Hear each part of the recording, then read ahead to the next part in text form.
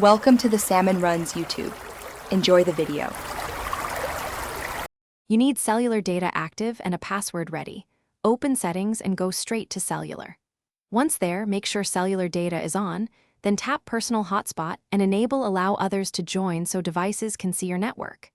Set a strong Wi-Fi password with at least 8 characters, numbers and letters, so strangers can't join.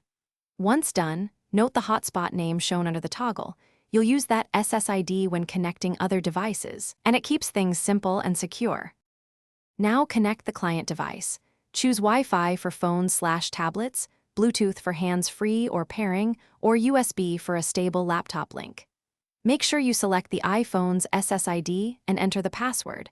For USB, trust the computer and select the iPhone as network. You can enable Maximize Compatibility in Personal Hotspot if a device won't accept the standard band.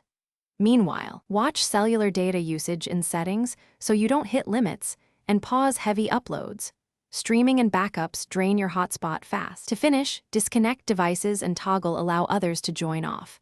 This saves battery and prevents unsolicited access. If a device won't connect, restart both the iPhone and the client, then try toggling Personal Hotspot off and on. This often refreshes the link. Make sure Bluetooth or USB settings are correct for that connection type. Sometimes updating iOS or confirming your carrier plan supports hotspot fixes persistent issues. If problems continue, contact your carrier. They can confirm provisioning and data allowances. Thanks for watching. Consider subscribing if we helped you.